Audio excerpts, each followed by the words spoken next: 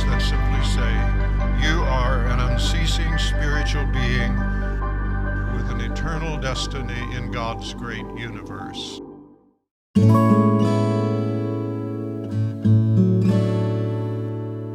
Remember the time when you were a new parent and you didn't know what you were doing? My eldest son approached me one day and he said, throwing an iPad in my face, "Dad, can I get this app?" And the first thing I said to him was, "What's an app?"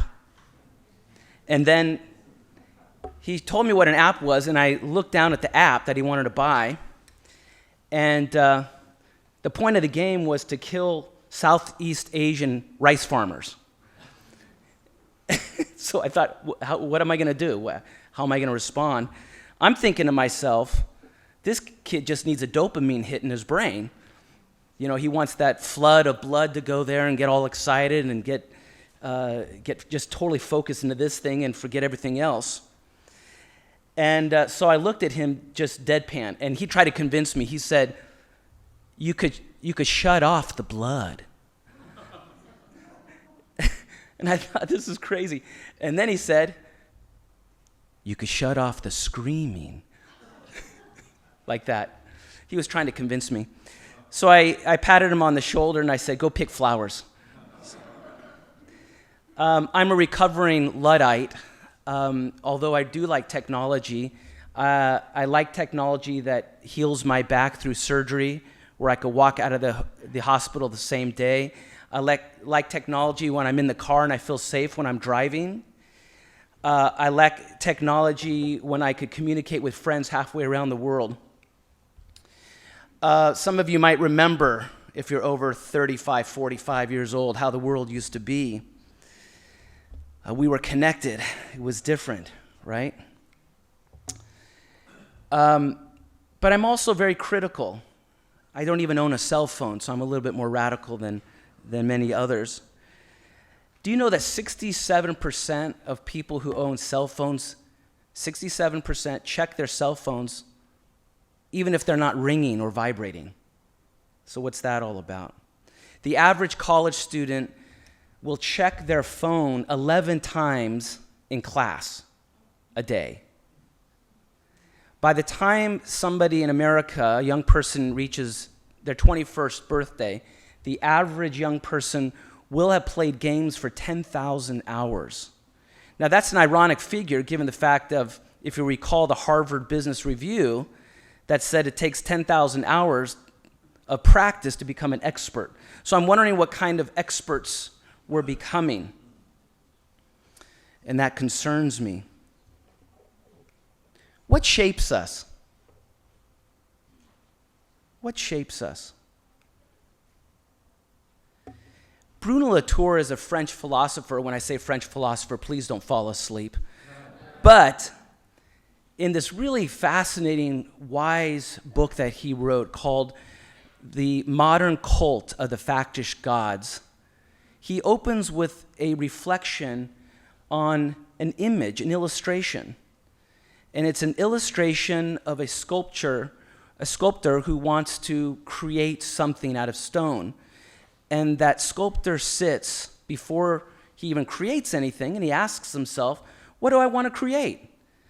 And he says to himself, well, I could create a basin, I could create a table, or a god. And so the sculptor creates a god, Jupiter. He leaves the studio that evening and returns the next day, and he bows down to the god that he created. And he says, let us all bow down with reverential wonder. So I wonder what we do with the gods that we create. And do we bow down before them? I think we live in an analog world. And I think our lives are analog. What is an analog world?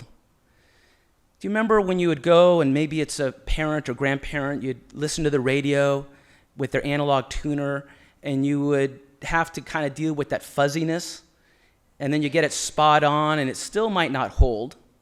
That's analog, right? That's very different than digital. Analog is opposite to digital.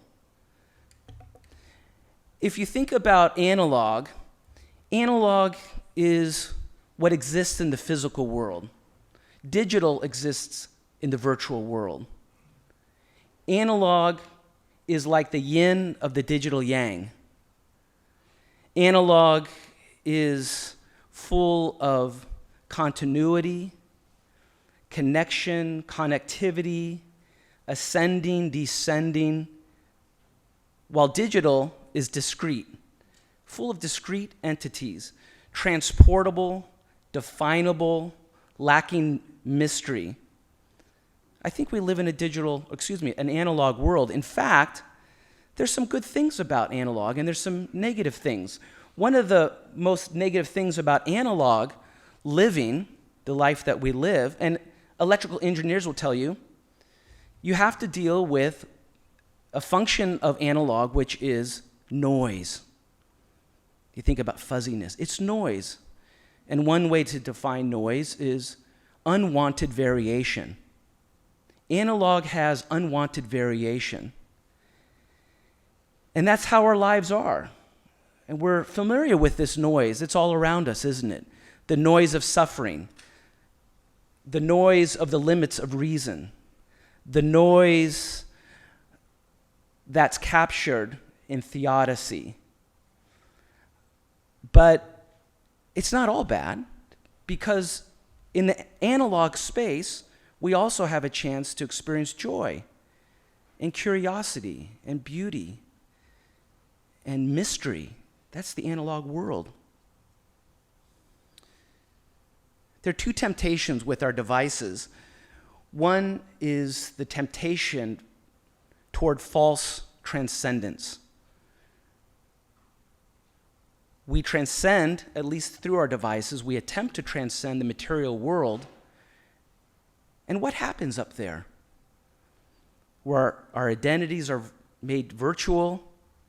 And you know what? It's very unsatisfying at the end of the day. We get an increased sense of restlessness and discontentment. So false transcendence, and also a false sense of community.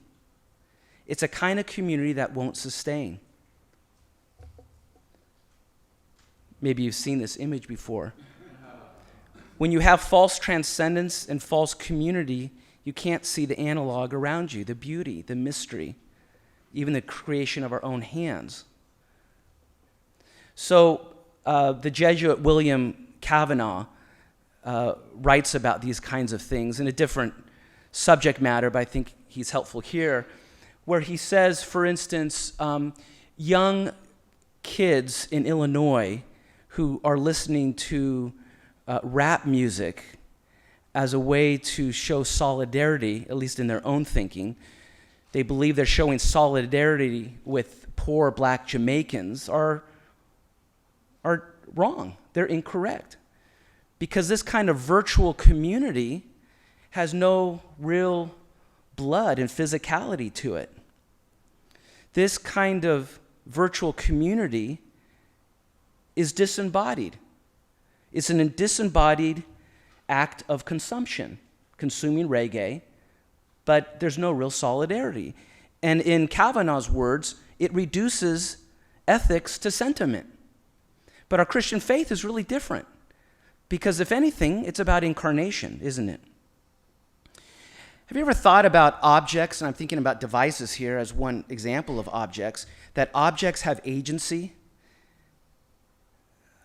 Some philosophers, again, think about Latour as an example, actually argue that every object has being. There's an ontology to objects. They don't have spirits, but they have being, and they're able to act. And they act upon us. I think that's really fascinating, because it's not only the object, but it's the content of the object that I think we need to be considering. And also there's inner history that develops as we engage various objects. I think of a psychologist, Sherry Turkle, who heads up the MIT Initiative on Technology and the Self. And she writes about the inner history of objects. And in some of her writings, she considers, an entire chapter just on a keyboard, about a keyboard, or a bunny rabbit, or ballet slippers. And so the question is, how have we created inner histories with these objects, particularly the devices that we own? Because we use affective language around them, don't we? I love my iPad. I feel so anxious when I don't have a phone. See, all that affective language just says there's an inner history that's been developed. And I think that's really problematic. We have to talk about Barbie. I mean, in a serious lecture like this. There's a hello Barbie. There's not a hello Ken because Ken can't speak. He just throws rocks like a caveman and shoots guns and stuff.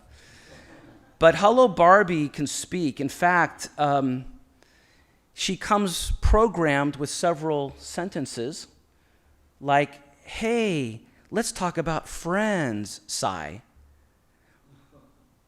Or, what are you doing today? Or, I'd love to hang out with you.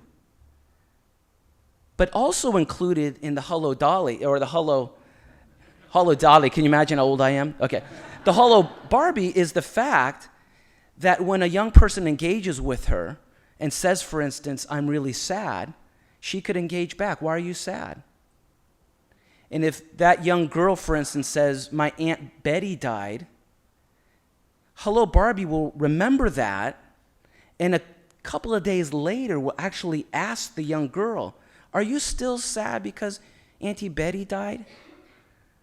That's a stronger sense of inner history, right? That's being created. But it's not going to give fulfillment to that young girl, right? The false transcendence, the false community, it just won't work. So what should we do, and why should we care? I think there's a real risk to the quality of our humanity.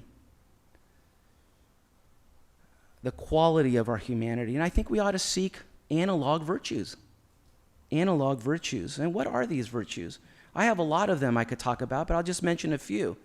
First of all, seek deep friendships. It's back to basics. Deep friendships. Seek boredom. Seek to be bored. I'm always telling my kids, go find yourself bored, because it's in that moment of boredom, in the silence, that God can speak to you. And maybe you'll start creating something, as long as you don't bow down to it, right? Allow that mystery, that space for mystery.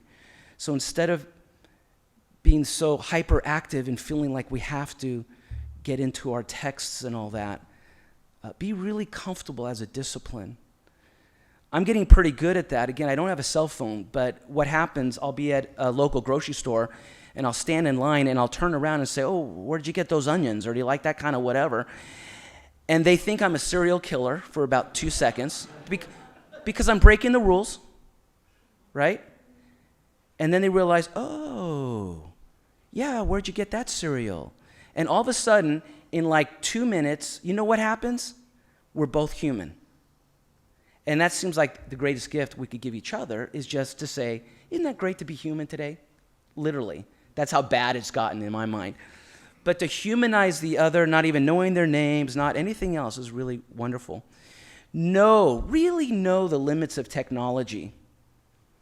Augustine said, created things are to be used, but only God is to be enjoyed.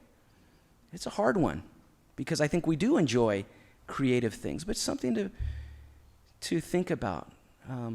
Can we understand devices as instruments alone, rather than sort of identity confirming devices? So use them, but enjoy God and never confuse the two. That's a fundamental categorical mistake, isn't it? Watch for data creep. I call it data creep. To protect our analog lives. We should never be digitized, right? And then seek face-to-face contacts. There's a book by Susan Pinker called The Village Effect. And she argues in that book that when we have face-to-face, meaningful contact with people, we're healthier, happier, and smarter. By the way, on the other side, University of London published a study that said high internet use lowers our IQ. I wasn't going to tell the story, but I have one more minute.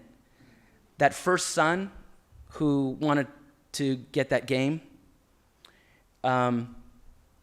when he was born, and he was our first child, I took him to the pediatrician who happened to be my pediatrician.